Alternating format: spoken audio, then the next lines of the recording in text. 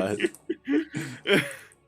Ren is, I almost said Renegade. Is Revenant proud, mate? Revenant. This could have been you, buddy. Just saying. I don't know. It really could have. As we kick things off on 2,000 atmospheres LE. We're in the top right hand corner of the map, starting all the way in the top right hand corner. We have a green Zerg player. He is coming out for the land of Australia, the last remaining Australian Zerg player representing Team Opus V. He is in the I don't want to say in the form of his life, but some of the peak form we've definitely seen him in. He is Peppy. And spawning in the bottom left-hand corner of 2,000 atmospheres LE, we have the Singaporean Zerg player. He is blue, representing Team GDA. It is Nameless.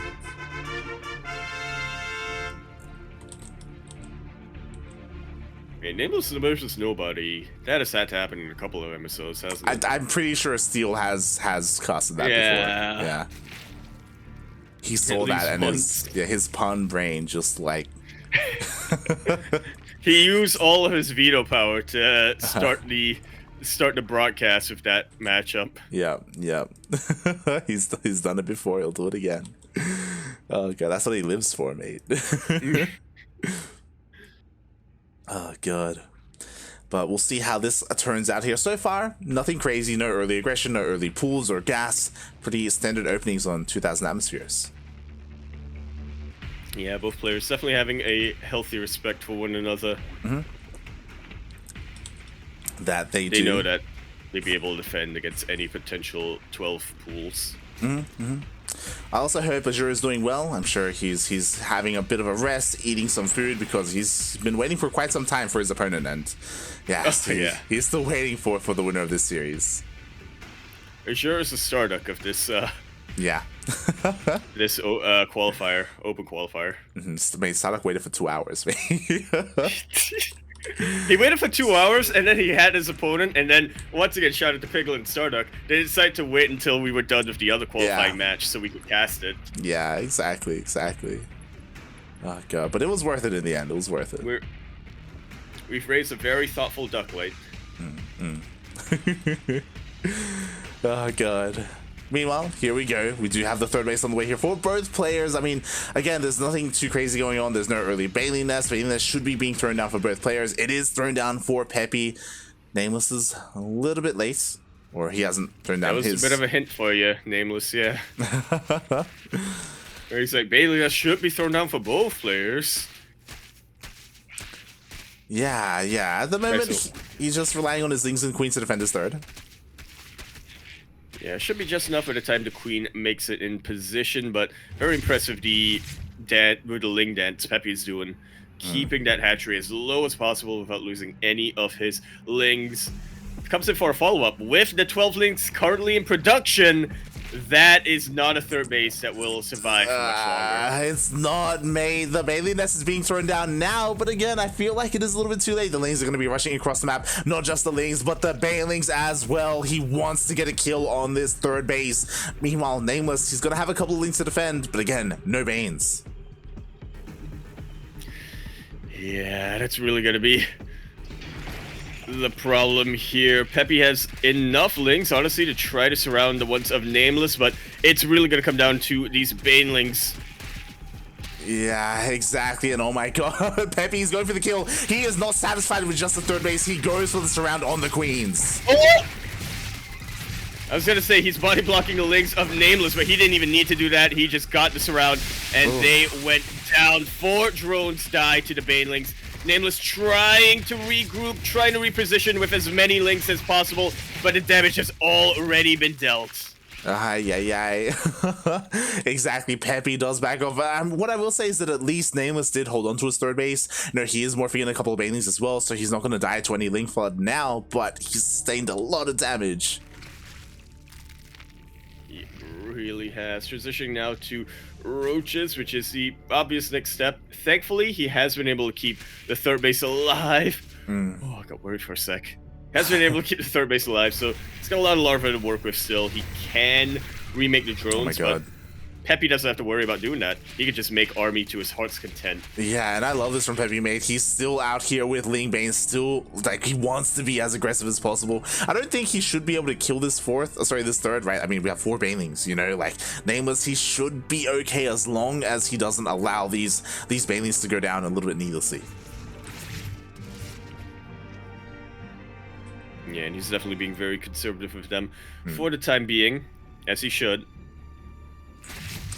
Yeah, exactly. Every single inefficient trade for Nameless right now, even if it's technically a trade he wins, is gonna hurt him so much. Not pulling a Mio Micah here, thankfully. Slight Mio being pulled. Yeah, not the best trade there, but again, not the worst either, which is important. Meanwhile, Peppy is just sending everything across the map. There's still Banelings here, so Peppy himself has to be careful. Oh.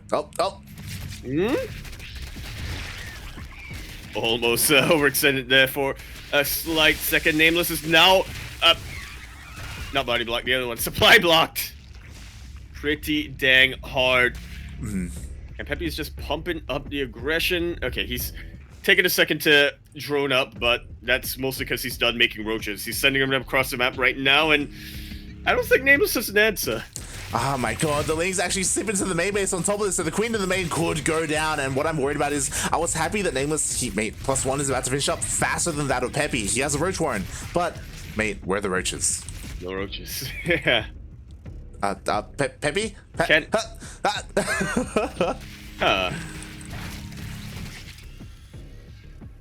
Could have definitely gone for a bit of a follow-up there, but yeah, definitely taking this a lot more cautiously. Good snipe on the Baneling.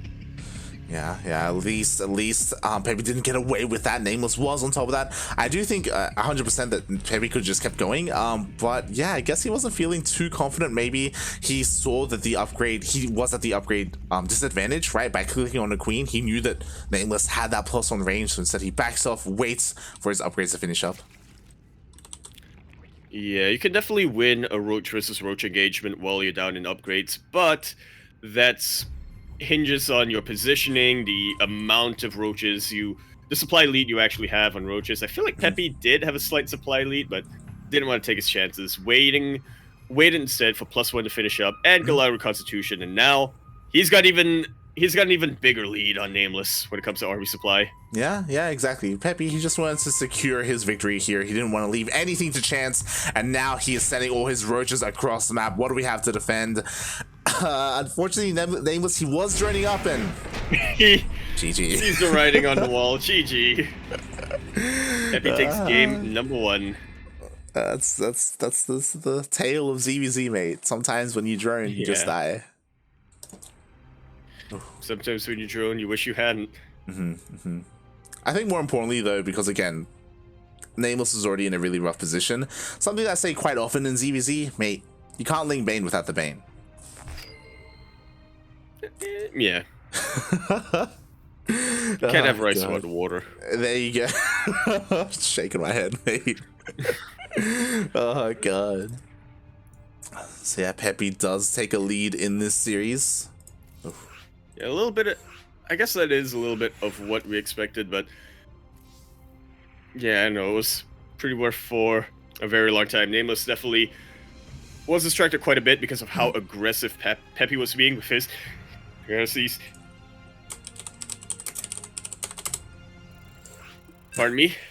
With his initial couple of lings, so his own Baneling nest was delayed for a while, his units for quite some time too. Peppy, once he saw a bit of an opening, went straight for the throat, didn't quite take out Nameless, but did, what's an analogy here?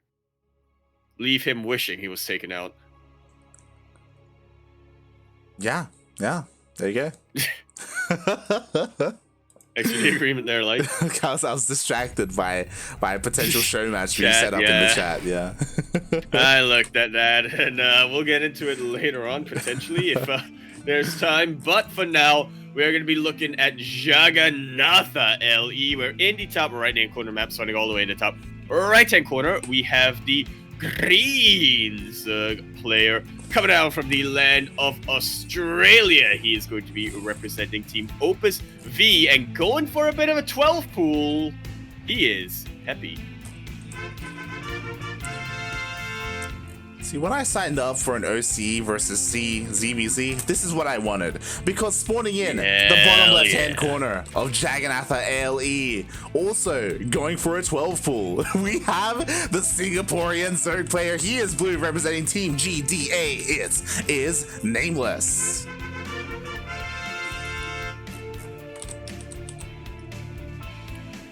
Oh boy. Slow links versus slow links. Let's go. Who gets the better surrounds?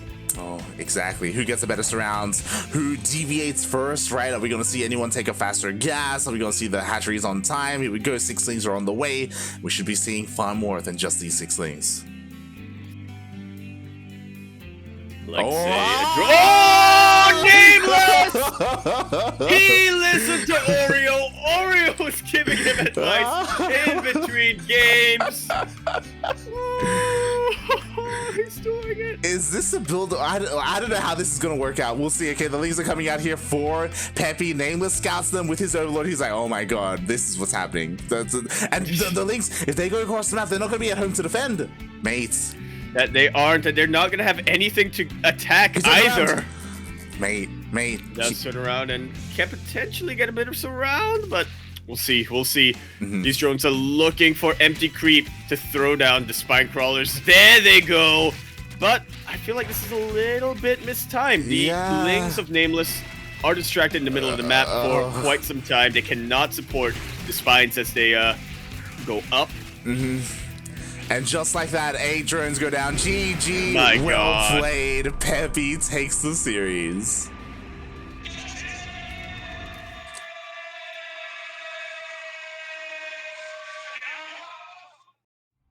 I have the widest smile on my face right now. Like, even though that was a very quick game, even though Nameless did take the L in the end, I just really appreciate I'm very proud of him to make it all the way to the finals here, but also two, I just really appreciate that he went for something like that as the biggest underdog, I think, in this semifinals against somebody like Peppy. When his opponent was on match point, he whipped this out. He went full dark style.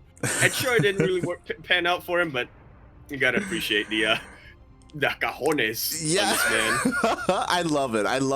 Even though it didn't work out his way, as you were saying, like, that was amazing. That was beautiful. Was a little bit mistimed. Was unfortunate that Peppy also went for a 12 pool, which meant he also had Lings out when otherwise he wouldn't, right? Like, if it was just a hatch first opening. So everything kind of went wrong there for Nameless, and wow. What a game. Whew, what a game indeed, and I'm sure must be scratching his head like, I thought I would have more time here. Yeah, hopefully he's ready. Before he gets to my qualifying match, yeah. But this is, without a doubt, first off, it's a qualifying match, the only qualifying match here. Super cutthroat, it's our only best of 5 for this qualifier, but also, I cannot imagine any players who are more fitting to be here. Maybe Oreo, but... Yeah. No, but I agree. Like, mate, TVZ, that's what we want in the ace match, right? And Peppy has been on fire recently. He surprised everyone in ANZ Champs and performed incredibly well, even here in the qualifiers as well. So, yeah, we'll see how this goes, because honestly, like, I feel like on paper, you look at Azure, and Azure, he's been around for a little bit longer when it comes to his consistency as a player. He's always here in the weeklies. He's so strong. He performed incredibly well in ANZ Champs. But at the same time, like, Peppy's also, like, as you said earlier, kind of in the best form that he's been in a long time. Oh, yeah. Honestly, I feel like he's looking even scarier than in ANZ Champs. Both of them were able to make it to the playoffs, but it sure did have a little bit of a, little slightly deeper run there. This is a very close best of 5. It is. I can't wait to get into it. On top of this, of course, it's a team kill as well. They're both representing Opus V. I don't know how much that comes into it, but again, you know, it does like kind of add layers to this series. What I will say is, again, Azure, he has talked about his TVZ before and how shaky it can be, right? Azure, he's fallen to Oreo multiple times.